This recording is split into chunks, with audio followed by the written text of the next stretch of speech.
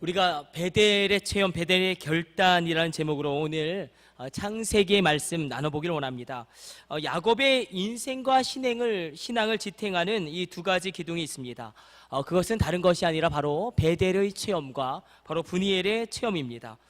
브니엘의 체험은 우리가 잘 알고 있죠. 야복강에서 일어난 사건입니다. 이 베델의 체험과 이 브니엘의 체험은 그 사건의 결이 다르고 그 사건의 결론이 다르고 또한 그 내용이 다르기 때문에 우리가 지난주부터 시작해서 앞으로 2주에 더 걸쳐서 이것을 우리가 살펴보고 나눠보기를 원합니다. 일단 우리가 크게 정리하고 들어가기를 원하는데, 베델의 체험이 뭘까요? 베델의 체험. 여러분, 베델의 체험으로 말미암아 야곱에게는 그 장자권이 확정되어집니다. 이 장자권이 있죠. 이 장자권은 단순히 우리가 세상에서 생각하는 단순히 유산을 많이 받는 그런 것을 뛰어넘는 개념입니다. 우리가 이제 다루어 볼 것입니다. 브니엘의 체험으로 말미암아 야곱의 일생 가운데 정말로 하나님을 이제 그의 진정한 주인으로 인정하는 그 주인됨이 확고하게 결단되어지고, 이 브니엘의 체험이 왜 중요하냐면 이제 야곱이 축복자가 됩니다. 이 축복자가 되는 권세, 야곱에게는 놀라운 축복권이 생겨요. 브니엘의 체험 이후에 단순히 이름이 그래서 야곱에서 이스라엘로 바뀌었다는 것은 이름만 바뀐 것이 아니라 이제는 야곱이 그 축복권을 행사할 수 있게 되었다는 것입니다. 이 축복권은 무엇이냐면 내가 한 선포가 현실이 되는 권세입니다. 내가 한 축복이 이루어지는 놀라운 능력입니다. 이 축복권이 생겼다. 축복의 선포가 현실화되어지는 그런 축복의 권세가 여러분 가운데도 동일하게 임하게 되기를 주님의 이름으로 축복합니다. 근데 이 베델 체험으로 우리가 돌아보면 하나님이 그 인생 가운데 개입하시고 사랑을 부어주시는, 이것은 전적으로 하나님의 은혜입니다. 거부할 수 없는 부르심이고, 야곱이 무엇을 잘해서가 아니라 하나님의 특별한 은혜와 특별한 사랑을 그가 받은 것입니다. 그런데 이 베델의 체험이 있으려면 반드시 장자권의 이양이 있어야 합니다. 장자권의 이양, 이 단어를 기억해 주세요. 더 정확하게는 장자권의 영적인 이양이 반드시 있어야 합니다. 베델 이전에 굉장히 중요한 사건이 하나가 있었습니다. 그 사건이 무엇이냐면 바로 이 팥죽의 사건이죠. 이 사건을 전지하지 않고서, 이 사건을 이해하지 않고서, 이 사건을 해석하지 않고서는 우리가 이 베델의 체험을 온전히 우리가 파악할 수 없습니다. 자, 어떤 일이 일어났는지 우리가 그 야곱의 인생의 경랑 속으로 한번 우리가 뛰어들어가 보기를 원합니다. 우리 25장 31절, 32절, 33절 같이 합독합니다. 야곱이 이르되 형의 장자의 명분을 오늘 내게 팔라. 에서가 이르되 내가 죽게 되었으니 이 장자의 명분이 내게 무엇이 유익하리요? 야곱이 이르되 오늘 내게 맹세하라. 에서가 맹세하고 장자의 명분을 야곱에게 판지라. 자, 지금 엄청난 일이 일어나고 있어요. 장자의 명분, 이 히브리어 원어로는 이 장자권을 뺏고라라고 이야기합니다. 우리 절 따라서 한번 해봅시다. 뺏고라. 근데 두 가지가 있어요. 이 뺏고라는 두 가지가 결합되어 있어요. 이 장자의 존재됨, 그리고 장자의 권한. 영어로 표현하면 이렇게 표현할 수 있을 것입니다. The first boss wing, 또 하나는 The first boss right. 이 두 개가 결합되어져 있는 게 장자권인데, 지금 어마어마한 일이 벌어지고 있어요. 장자의 존재됨과 이 장자의 권한을 에서가 이양하고 있는 것입니다. 만약에 에서가 이 뺏고라 이 장자권을 야곱에게 팥죽한 그릇에 이양하지 않았다면 구약은 우리가 생각하는 전혀 다른 방향으로 흘러갔을 것입니다. 우리나라도 마찬가지겠지만 이 고대 근동에서 장자권은 굉장한 의미가 있었죠. 당대의 문화적으로 이 장자권을 살펴보면 일단은 가정적으로는 이 장자권을 얻게 되면 아버지의 모든 권한을, 그 권위를 공식적으로 승계받는 것입니다. 사회적으로는 그 가문의 대표자가 되는 것입니다. 물질적으로는 다른 형제보다 2배의 유업을 받게 되는 것을 의미합니다. 에서가 이 장자권을 이전에 대하여 이양에 대하여 결코 심각하게 생각하지 않았음을 우리가 발견하게 됩니다. 에서가 이 장자권을 야곱에게 이양한 이유를 성경은 정확하게 아주 고발하고 있습니다. 우리 한번 오늘 본문 창세기 25장 34절 찾아서 같이 읽어보도록 하겠습니다. 같이 합독합니다. 야곱이 떡과 팥죽을 에서에게 주매 에서가 먹으며 마시고 일어나 갔으니 에서가 장자의 명분을 가볍게 여김이었더라. 자, 지금 34절은 와우 계속법이라는 문법이 사용되고 있는데, 이 와우 계속법은 어떤 특징이 있냐면, 이 34절은 앞에 모든 사건의 결론이고 앞에 일어난 모든 사건의 원인이 됩니다. 마지막 문장이 이렇게 표현되고 있죠. 에서가 장자의 명분을 뭐라고요? 가볍게 여김이었더라. 장자의 명분을 가볍게 여겼다. 히브리 원어로는 바자인데 이것은 경멸하였다라는 거예요. 영어로는 디스파이즈예요. 심지어는 비웃었다라는 의미도 담겨져 있습니다. 다시 말해서 이 장자의 존재됨, 이 장자의 권한을 그가 멸시하고 비웃었다. 도대체 어떻게 이럴 수 있는가? 그 장자권에 대하여 큰 의미를 부여하지 않았다. 그 장자권에 대하여 정말로 어떤 가치를 전혀 가치를 부여하지 않았다라는 것입니다. 그 결과 하나님은 에서에게 그 하나님께서 허락하시고 부여하신 그 장자권을 옮겨버리십니다. 그래서 이게 촛대가 옮겨지고 있는 거예요. 여러분, 촛대가 옮겨지죠? 다른 사람의 촛대가 나에게도 올 수 있다라는 것입니다. 자, 이제 그렇다면 야곱 편을 생각해 봅시다. 우리 장자권을 파죽한 것에 판 이것을 바라보면서, 아이, 야곱 욕심이 너무 많다. 야곱 욕심이 너무 많다. 좀 나눠 먹으면 어떠냐, 팥죽을 좀. 근데 우리가 왜 이토록 야곱이 장자권에 대해 이토록 집착하는가? 이것에 대한 답을 우리가 찾아보는 것입니다. 자, 잘 들어보세요. 눈에 보이는 모든 유산은 이삭의 모든 우물파게 돼가죠. 이삭의 모든 육축, 이삭의 모든 재산은 다 누구에게로 상속되어집니까? 에서에게 가요. 야곱은 도망쳤기 때문에 정말로 땡전 한 푼 유산을 상속받지 못합니다. 그렇죠? 이게 사실입니다. 그래서 장자권의 의미는 여기서 많은 재산을 분배받는다는 것으로 제한할 수 없어요. 오히려 장자권은 본질적으로 영적인 축복이 전수되어진다. 뭐라고요? 영적인 축복이 전수되어진다. 다시 표현하면 물질을 많이 가지게 된다는 것보다는 어떤 의미가 있냐면 영적인 축복이 계승되어진다는 의미가 있다는 것입니다. 장자권에는 영적인 축복이 계승되어진다, 영적인 축복이 계승된다. 도대체 그렇다면 이 장자의 존재됨과 이 장자의 권세에는 어떤 영적인 축복이 있는가? 반드시 우리가 이것에 대한 답을 발견하셔야 합니다. 도대체 그 영적 장자권이 뭐길래 그토록 중요하게 하나님이 그렇게 여기시고 야곱이 그토록 갈망했는가? 여러분, 장자권은 이렇게 우리가 영적으로 바라볼 수 있어요. 하나는 구원받는 거예요. 여러분, 구원 받으셨죠? 여러분의 가정 가운데도 구원이 임하게 되길 축복합니다. 또 하나는 쓰임받는 거예요. 구원받는 것과 쓰임받는 것, 이게 장자권의 본질을 지탱하고 있는 두 기둥입니다. 잘 들어보세요. 성경에는 구약이 있고 신약이 있죠. 이렇게 우리가 이해하면 굉장히 이해가 빠르게 됩니다. 우리가 외국 영화를 볼 때에 자막이 있습니다. 화면도 있습니다. 화면이 있고 자막이 있는데, 가령 우리가 프랑스 영화를 본다고 합시다. 우리가 프랑스어를 모를 때에 화면은 보이는데 자막이 없으면 우리는 그 영화의 전개와 내용을 전혀 따라갈 수도 없고 이해할 수도 없고 그리고 깨달을 수도 없습니다. 그런데 그 화면에 자막이 딱 붙으면, 아하, 그렇구나, 그 내용의 그 전개의 그 모든 흐름을 이제 완전히 바로 파악할 수 있게 됩니다. 그래서 구약은 일종의 화면이에요. 무언가 전개가 있고 무언가 이야기가 흘러가고 있고 무언가 스토리가 있는데 대충 짐작할 수는 있을 것 같아요.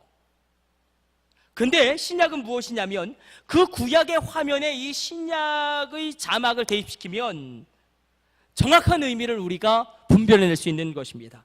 예를 들어서 여러분, 아담과 하와가 에덴 동산에서 쫓겨날 때에, 추방되어질 때에 하나님이 가죽옷을 해서 입히십니다. 이 아담과 하와가 죄를 짓고 나니까 자기들의 수치와 부끄러움을 깨닫게 되고, 그래서 무화과 나뭇잎으로 아담은 바지를 해 입고 하와는 치마를 만들어 입죠. 그런데 하나님이 그것을 벗기시고 가죽옷으로 그들에게 옷을 해서 입히십니다. 화면을 보면 그냥 이런 수준이에요. 하나님이 아담이 자기가 만든 옷을 벗기시고 하와가 만든 그 자기 옷을 벗기시고 하나님이 만든 옷을 입히시는구나, 이 정도 수준에서 보고 이해가 되는데, 그런데 신약이라는 자막을 딱 대입시키면 여기 뭐가 들어가요? 여기 십자가가 들어가면, 아, 그렇구나, 사람이 죄를 짓고 그 죄를 가리기 위해 스스로 노력하지만 무화과 나뭇잎으로 그 수치를 가리려고 한 것은 그 죄를 가리기 위한 인간의 노력, 인간의 모든 시도, 인간의 모든 프로그램을 나타냅니다. 그러나 아담이 그 자기 죄를 덮을 수 없는 것입니다. 그때 하나님이 그 옷을 버려라, 그 방법으로는 안 된다. 그리고 양을 잡으시고 피를 흘리시고 그 결과 나온 가죽으로 옷을 해서 입히십니다. 이것이 바로 어린 양의 십자가의 보혈의 사건을 에덴 동산에서 예표적으로 이야기하고 있는 것입니다. 그 십자가의 보혈로 말미암아 우리의 죄가 가리워지고 우리의 허물이 덮어진다는 것입니다. 자, 구약은 화면이고 신약은 자막이에요. 따라서 구약이라는 사건에 신약이라는 자막을 붙이면 분명해지는 것입니다. 하나님의 마음이 무엇인지, 하나님의 뜻이 무엇인지, 하나님의 섭리가 무엇인지, 하나님의 그림이 무엇인지 이제 보입니다. 사실 구약의 내용만 놓고 보면 이스라엘 역사죠. 그렇죠? 그런데 신약을 대입시키면, 신약이라는 자막을 대입시키면 그것은 놀라운 구속사가 펼쳐지는 하나님의 역사의 놀라운 그런 일들이 일어나는 장소로 바뀌어지는 것입니다. 이 관점을 그대로 에서의 장자권 2장에 우리가 적용해 보면 신약의 관점으로 자막을 붙여보면 어떻게 될까요? 여러분, 이 야곱에게는 뭐가 있는 거예요? 이 야곱에게는 뭐가 있습니까? 하나님에 대한 어떤 갈망이 있는 것입니다. 여러분 가운데 하나님에 대한 어떤 갈망이 있게 되기를 축복합니다. 야곱은 하나님이 주시는 영적인 복에 대한 관심이 대단한 것입니다. 이것이 장자권 사건의 핵심입니다. 대부분의 사람들에게는 먹고 마시는 것, 눈에 보이는 그 문제가 가장 절실합니다. 그런데 눈에 보이지 않는 것, 그것이 열리면 엄청난 것입니다. 여러분, 축복이 있습니다. 하나님만이 내게 주실 수 있는 복이 있습니다. 하나님만이 내게 주실 수 있는 지혜가 있습니다. 하나님만이 내게 주실 수 있는 능력이 있습니다. 하나님만이 내게 주실 수 있는 구원도 있습니다. 하나님만이 내게 주실 수 있는 그것이 오늘 이 아침에 그 축복이 여러분 가운데 임하게 되기를 주님의 이름으로 축복합니다. 그래서 장자권은, 영적인 축복은 나도 구원을 받고 나의 자녀도 구원을 받는 것입니다. 거기에 그치지 않고 나도 쓰임받고 나의 자녀도 쓰임받는 것입니다. 이 거룩한 갈망, 이 거룩한 비전, 이 거룩한 환상, 이 장자권에 대한 이 놀라운 비전이 오늘 이 아침 우리를 사로잡기를 성부, 성자, 성령의 이름으로 축원합니다. 두 가지를 다 기도하셔야 합니다. 하나님, 성령 충만하게 하여 주옵소서. 하나님, 나를 사용하여 주옵소서. 여러분, 두 가지 기도 다 여러분 입술 가운데 있어야 합니다. 하나님, 나의 자녀 구원받게 하여 주옵소서. 여러분의 자녀 구원받았습니까? 진짜 구원받은 것 같습니까? 거기에 그치지 않고 나의 자녀 쓰임받게 하옵소서. 이것이 나의 자녀가 먹고 사는 문제보다 훨씬 더 중요하다. 그러면 이 장자권에 대한 갈망이 있는 것입니다. 34절 우리가 읽은 대로 그러나 에서는 그 장자권을 멸시하며 비웃었다라고 표현되고 있습니다. 그 장자권에 대한 갈급함이 없습니다. 우리 한번 그 갈급함을 회복하십시다. 우리 한번 간절한 기도에서 오늘 한번 회복해 보십시다. 우리 한번 정말로 주님을 향한 목마름으로 한번 주님 앞에 달려가 보십시다. 하나님은 반드시 당신을 통하여 일하실 것입니다. 이 장자권을 생각하면서 오늘 본문으로 돌아와 보는 것입니다. 베델로 돌아와 봅시다. 베델의 뜻이 무엇입니까? 하나님의 전, 하나님의 집이란 의미가 있습니다. 근데 원래 베델이라고 불리지 않았어요. 루스라고 불렸어요. 루스는 그냥 편지하나무라는 뜻이 있습니다. 자, 무언가 사건이 일어나니까 그 장소가 무의미한 장소에서 의미 있는 장소로 변하게 되고, 그 장소가 무가치한 장소에서 가치 있는 장소로 바뀌게 되어집니다. 자, 야곱이 베델에서 하나님을 체험하죠. 하나님을 체험하자 우리가 지난주에 살펴본 대로 무엇이 보이기 시작해요? 동서남북을 바라보기 시작하죠. 하나님의 그림이 이제 보이기 시작합니다. 근데 그것으로 끝난 것이 아니라 오늘 창세기 28장 우리 20절 말씀 앞부분만 읽어보도록 하겠습니다. 20절, 21절 같이 합독합니다. 야곱이 서원하여 이르되, 잠깐 끊어보죠. 서원하여 이르되, 정확한 의미는 야곱이 결단하였다라는 거예요. 계속 읽읍시다. 하나님이 나와 함께 계셔서 내가 가는 이 길에서 나를 지키시고 먹을 떡과 입을 옷을 주시어 내가 평안히 아버지의 집으로 돌아가게 하시오면 여호와께서 나의 하나님이 되실 것이요. 자, 보십시오. 지금 한글 성경으로 보면 무언가 이게 조건문처럼 느껴집니다. 하나님이 그렇게 해주시면 내가 이렇게 하겠습니다. 그러나 원어 성경으로 보면 그렇지 않아요. 야곱은 지금 확신하고 있는 거예요. 하나님께서 나와 함께 계실 것이고 나의 가는 모든 길을 인도하실 것이고 나의 부족한 모든 것을 공급하실 것이고 반드시 이 아버지의 집으로 돌아오게 하실 것입니다. 이 확신의 표현이거든요. 자, 야곱이 결단하고 있습니다. 그런데 무슨 결단을 하는가? 오늘 우리가 이 야곱의 결단 세 가지를 추적해 가는 거예요. 잘 따라오셔야 돼요. 놓치시면 안 돼요. 오늘 이 아침이 베델이 여러분의 사건이 일어나기 위해서는 이 야곱의 결단 세 가지가 있어야 합니다. 한번 먼저 우리 이 16절, 17절 먼저 우리 찾아가서 읽겠습니다. 같이 합독합니다. 야곱이 잠이 깨어 이르되 여호와께서 과연 여기 계시거늘 내가 알지 못하였도다. 이에 두려워하여 이르되 두렵도다. 이곳이요 이것은 다름 아닌 하나님의 집이요 이는 하늘의 문이로다 하고, 우리가 회복해야 할 것이 이것입니다. 문자로 계신 하나님이 아니라 나의 온몸으로 하나님을 체험하는 것입니다. 나의 온 인격으로 정말 여러분 가운데 하나님과의 직접적인 만남이 일어나게 되시기를 주님의 이름으로 축복합니다. 그때 어떤 일이 일어나냐면 두렵도다, 내가 두렵도다, 두렵도다가 두 번이나 반복되고 있어요. 진짜 두렵다라는 거예요. 근데 이 말씀을 잘 우리가 들으셔야 합니다. 우리 한번 18절과 19절을 읽으면 17절의 두려움의 의미를 우리가 정확하게 잡아낼 수가 있어요. 아니, 하나님을 만났는데 담대해야지 왜 두려워지는가? 우리 18절 19절 말씀 같이 읽습니다. 야곱이 아침에 일찍이 일어나 베개로 삼았던 돌을 가져다가 기둥으로 세우고 그 위에 기름을 붓고 그곳 이름을 베델이라 하였더라. 이 성의 옛 이름은 루스더라. 자, 두렵도다 두렵도다 하더니 야곱이 어찌된 영문인지 돌을 쌓습니다. 돌을 쌓는다라는 것은 제단을 쌓는다라는 것이죠. 이 제단은 예배를 위한 제단을 쌓는다라는 것입니다. 우리가 이 말씀을 통하여 알 수 있는 것은 하나님을 직접 만나고 나니 그전에는 하나님을 그렇게 습관적으로 예배하였습니다. 예배드리는 흉내만 내었습니다. 뿐만 아니라 세상을 그렇게 두려워하였어요. 그런데 세상은 두려워하는데 이상하게도 하나님을 향해서는 두려움이 없어요. 하나님 우습게 여깁니다.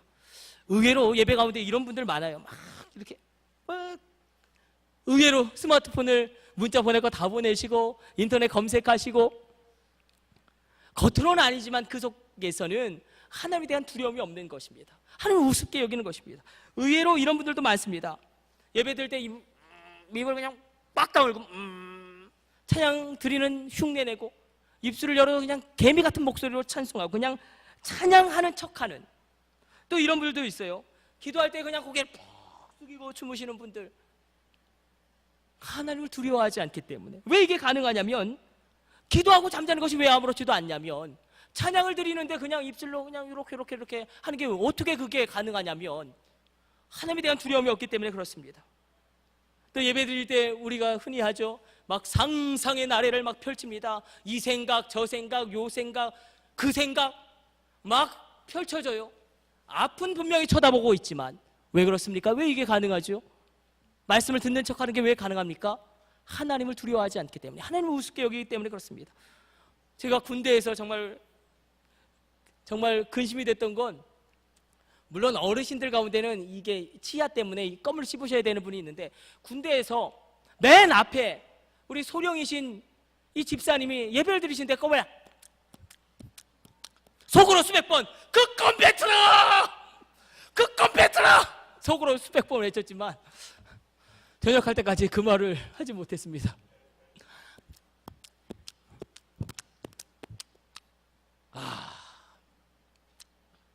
왜 이게 가능하죠?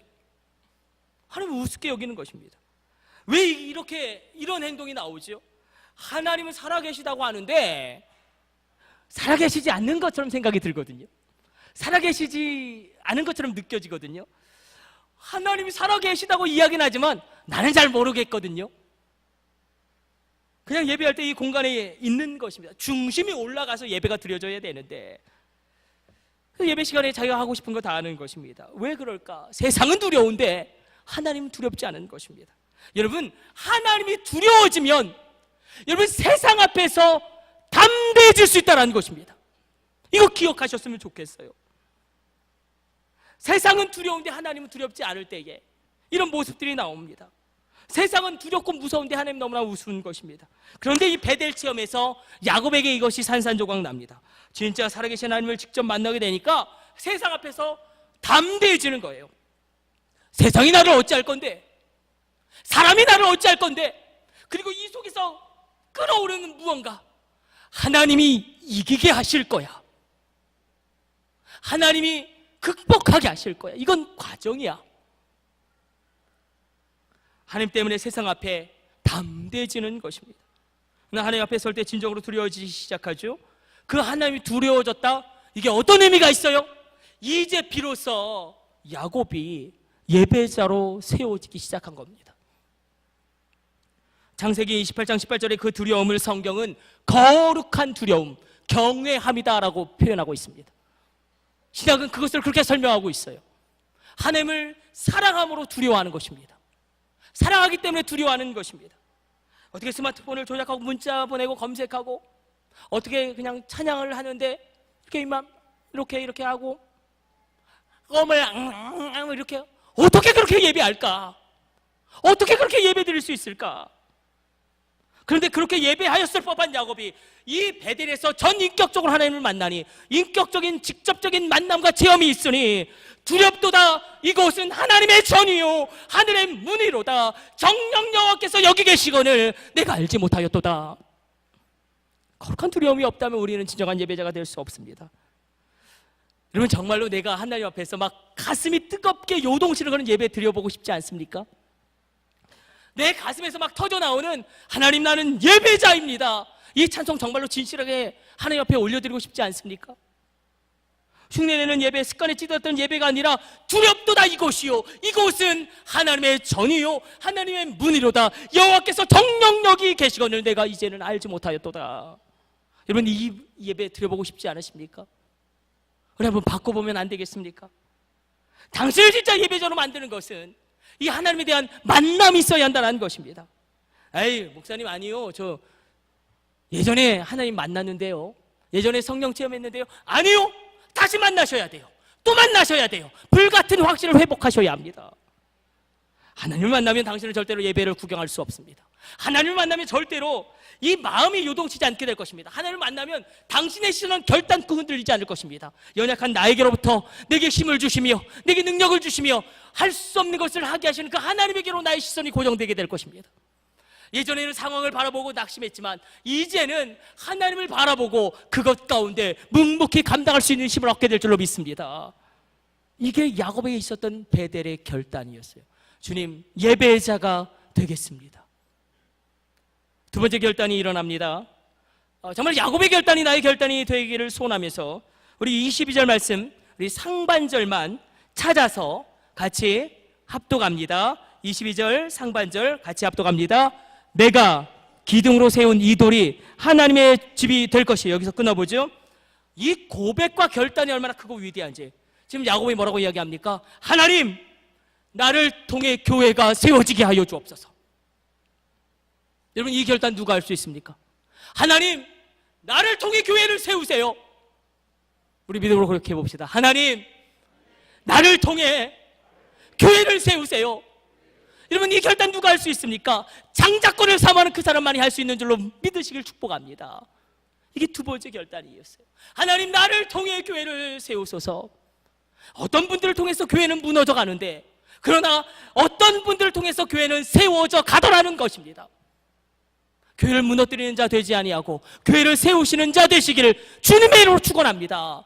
그럼 마지막 세 번째 결단이 있었습니다. 22절 우리 하반절 같이 합독합니다. 하나님께서 내게 주신 모든 것에서 10분의 1을 내가 반드시 하나님께 드리겠나이다 하였더라. 지금 야곱이 무엇을 결단하냐면, 하나님, 내가 하나님 앞에 내 소득의 10분의 1을 구별하겠나이다.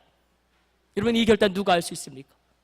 하나님, 내가 어떠한 형편에 처하든지 내 소득의 10분의 1을 하나님께 드리겠나이다. 이 실천 누가 할 수 있습니까? 여러분, 율법이 11조를 규정하기 이전에 잘 생각해 봅시다. 하나님이 출애굽기에서 11조를 우리에게 명령하기 이전에, 하나님이 명령하시기 이전에 11조를 드린 사람들이 있다는 거예요. 근데 놀랍게 성경을 바라보면 그 사람들 통하여 축복의 계보가 흘러간다는 거예요. 여러분, 물질에는 분명히 영적인 의미가 담겨져 있습니다. 그 물질적인 영역에 하나님의 주권됨이 인정되지 않으면 하나님의 주인됨이 우리 가운데 인정되기가 어렵습니다. 야곱은 조상들의 축복의 계보를 따라서 그 11조를 결단하고 실천합니다. 아브라함이 그러하였듯이, 이삭이 그러하였듯이. 여러분, 우리가 너무나 가슴이 미어지도록 안타까운 것은, 우리 장로님들, 권사님들 다 11조 신앙 가지고 있는데 너무나 안타까운 것은 우리 가운데 정말 3세대의 하나님의 역사가 일어나야 하지 않겠어요? 아브라함의 하나님, 이삭의 하나님, 야곱의 하나님, 그 3세대의 하나님의 역사가 여러분의 가정 가운데 일어나게 되기를, 여러분의 집안 가운데 일어나게 되기를 간절히 바라고 원합니다. 근데 너무나 안타까운 것은 이 11조의 결단과 실천이 나에 대해서 끝나버리는 가정과 지파와 가문이 너무나 많다는 사실입니다. 우리 한번 살펴봅시다. 아브라함이 했던 11조에 정확하게 수치까지 기록되고 있어요. 100배의 11조를 이삭이 합니다. 이삭이 한 11조를 뛰어넘는 초월적인 11조를 이제 야곱이 합니다. 야곱이 한 11조를 뛰어넘는 우주적인 11조를 애굽의 총리가 되어 경제를 관장하던 요셉이 하게 됩니다. 이 기적의 역사가 여러분의 가정과 여러분의 지파와 여러분의 자녀 가운데 일어나게 되기를 성부, 성자, 성령의 이름으로 축복합니다. 이 11조의 결단과 실천 누가 할 수 있습니까? 하나님이 정령 살아계시거늘 그 장자권을 사모하며 하나님께 달려나가는 자, 우리가 이 결단이 있기를 원합니다. 하나님, 내가 예배자가 되겠습니다. 하나님, 나를 통해 교회를 세우세요. 하나님, 내가 온전히 11조를 구별하여 소득의 10분의 1을 하나님께 드리겠나이다. 사랑하는 성도 여러분, 인생의 돌파구가 열리지 않을 때, 이때 우리가 할 일은 이 베델의 기도일 것입니다. 오늘 우리가 베델 사건을 정리하면서 이렇게 말씀을 매듭지으려고 합니다. 오늘 베델 사건을 기점으로 베델 사건 이전에 일어났던 이 장자권을 야곱이 어떻게 사모했는지, 이 장자권 구원받게 하여 주시며 쓰임받게 하여 주옵소서, 이 권세를 어떻게 그가 획득하는지를 우리가 살펴보았고, 이 베델에서의 야곱의 세 가지 결단을 우리가 하나님의 말씀으로 주시는 도전을 받았습니다. 마지막으로 우리가 여기까지 달려가 보기를 원합니다. 베델 체험 이후에 야곱의 기도와 자세와 태도, 그것이 달라집니다. 우리가 이 기도의 자세와 태도를 마지막으로 점검해 보기를 원합니다. 제가 중고등부 수련회 거의 7년 만에 설교를 하면서 또 기도회를 인도하면서 또 많은 기도회를 이끌면서 처절하게 체험한 것은, 기도의 자세가 허물어지고 기도가 성공한 적은 없습니다. 기도의 자세가 허물어지고 기도가 응답되어진 적도 없습니다. 하나님은 그 기도의 자세, 몸의 기도를 굉장히 귀하게 주목하여 보신다. 몸으로 하는 기도가 있습니다. 내가 경배의 마음을 담아서, 내 마음을 담아서 무릎을 꿇고 기도하셔야 합니다. 물론 무릎이 좋지 않은 우리 권사님들 그냥 의자 앉으셔서 기도하셔도 돼요. 우리 예린이 같이 무릎 이렇게 척추 이렇게 교정하고 있는 친구들은 그냥 앉아서 기도하셔도 되지만, 내 무릎이 멀쩡한데 여러분, 무릎을 꿇고 기도하실 수 있는 분은 무릎을 꿇고 기도하십시오. 근데 갑자기 무릎을 꿇고 기도하면 다리가 아프고 다리가 저립니다. 저를 보세요. 제가 보여드릴게요. 제가 기도를 하면서 터득한 거예요. 이렇게 맨 처음에 무릎을 꿇고 기도하는 게 굉장히 어렵거든요. 우리 아이들은 막 몸을 비비꼽니다. 그럼 저려요. 무릎이 저리면 이렇게 엉덩이를 드세요. 그리고 두 손을 들고 기도하세요. 그리고 풀리면 다시 무릎 꿇고 기도하세요. 이게 아무것도 아닌 것 같지만, 여러분, 이 기도의 자세를 하나님이 얼마나 중요하게 보시는지, 그 몸의 자세에 나의 경배의 마음을 담고 나의 중심을 담는 것입니다. 그리고 부르짖으셔야 돼요. 울부짖으면서 기도하셔야 돼요. 소리를 내셔서 기도하셔야 돼요. 통성으로 기도하셔야 돼요. 침묵 기도는 어거스틴이나 존 크리스토톰, 이 정도의 영적인 대가들이 부르짖은 기도 이후에 할 수 있는 기도지, 우리가 침묵 기도한다? 그 어불성설입니다. 그래서 성경에도 이야기되고 있지요. 너는 내게 부르짖으라, 내가 응답하겠고 크고 은밀한 것을 내게 보이리라. 또 이렇게 말씀하고 있습니다. 내가 부를 때에, 내가 부르짖을 때에 나 여호와가 여기 있다 하겠고, 내가 부르짖을 때에 내가 너에게 응답하리라. 특별히 기도의 시작이 중요한데 우리 여기까지만 우리 살펴보기를 원해요. 한국 교회는 귀한 기도에 탁월한 전통을 가지고 있어요. 그게 무엇이냐면 주여 삼창의 기도예요. 이게 코리안 스타일 프레이어라고 이야기해요. 굉장히 이걸 부러워합니다. 일단 맨 처음에 기도하기 전에 주여! 주여! 주여! 이렇게 하고 우리 기도하죠. 그러면 왠지 좀 이상하기도 하고. 그런데 우리가 주여 삼창의 기도가 왜 중요하냐면 삼위일체적인 부르짖음의 기도이기 때문에 중요한 거예요. 우리가 일제의 수탈을 당하면서 6.25라는 민족 상전의 비극을 겪으면서 한 번으로 안 되는 거예요. 하나님을 한 번 불러서는 이게 안 되는 거예요. 그래서 성부 하나님, 성자 하나님, 성령 하나님, 주여 삼창을 우리 믿음의 선조들이 그렇게 고백하고 그렇게 기도의 자세로 나갔던 것입니다. 이게 왜 중요하냐면 주여라는 단어는 놀랍도록 영적인 단어예요. 우리가 사용하는 언어 가운데 여러 가지 단어가 있지만 영적인 단어가 있습니다. 영적인 단어라 함은 그 단어를 내가 입술 열어서 고백하고 내 입술로 그것을 주장할 때에 내 영혼에 영향을 미친다는 것입니다. 그래서 믿음의 이 단어를 여러분 입에 담으셔야 합니다. 영적인 단어를 사용하시고 내 입술에 두셔야 합니다. 주여, 헬라어는 큐리오스. 그리고 특별히 기도가 잘 안 되실 때는 한 문장으로 기도하시면 됩니다. 한 문장으로 기도해도 내 마음이 그 기도에 닿으면 그것이 하늘 뚫고 올라가서 비상하는 기도가 되는 것입니다. 한 문장으로 기도하는 것 중언부언하는 게 아니에요. 중언부언 기도하는 것은 어떤 주문 같은 것을 뭐 수리수리 마수리 이런 것을 외운다든지 무의미한 문장이나 단어, 뭐 남녀 호랭개가 그렇죠. 남녀 호랭개가 그렇게 계속 반복하는 것을 의미합니다. 한 문장으로 기도하시면 돼요. 그러면 집중이 됩니다. 하나님, 나에게 장자권을 주옵소서. 나는 구원받았는데 나의 자녀도 구원받게 하여 주옵소서. 나의 남은 인생이 얼마가 되는지 모르겠지만 하나님, 내가 쓰임받기를 원합니다. 내가 쓰임받기를 원합니다. 아버지, 내가 주님 앞에 갑니다. 하나님, 내가 주 앞에 나아갑니다. 나를 사용하여 주옵소서. 한 문장으로 기도하시면 됩니다. 간절하게 그 마음을 담아서 그 중심을 담아서 그렇게 기도하는 거예요. 그래서 여러분 주여 삼창의 기도가 중요하고 부르짖는 기도가 중요해요. 우리 현호 선생님, 영식 권사님, 은희야, 우리가 기도를 어떻게 배웠니? 중고등부 수련회 때 우리가 기도할 때 주여 1000번 하다가 만난 거 아니에요? 주여 1000번 하라고 막 그렇게 시켜서 주여 1000번 하다가 처음에는 장난이었어요. 형들 따라가고 누나들 따라 했어요. 갑자기 그리고 수련회를 갔는데 갑자기 나무를 붙잡으래요. 나무를 붙잡으래. 그리고 그 나무를 뽑아야 된대. 그래서 기도가 응답된대. 그래서 저는 장난인 줄 알았어요. 그래서 나무를 붙잡고 주여, 주여, 주여, 주여. 처음엔 장난이었지만 그냥 형들 누나들 따라 하는 거였지만 어느 순간에 이 주여라는 단어가 얼마나 영적인 파괴력이 있는지 그 주여라는 부르짖음을 나도 한번 해봐야겠다. 그 주여라는 단어에 내 중심을 담기 시작하니까 그 주여가 내 안에서 뭔가 터져 나오게 하더라는 것입니다. 확실합니다. 내가 마음을 담아서 주여라는 단어를 100번만 외쳐도 내 심령이 뜨겁게 타오르는 것을 여러분 반드시 체험하게 될 것입니다. 그러면서 이제 기도가 열리는 거예요. 내가 하는 기도에서 하나님이 시키시는 기도로 그렇게 기도가 열리는 것입니다. 그때 방언이 열리는 것입니다. 그래 이런 은혜를 체험하기를 원합니다.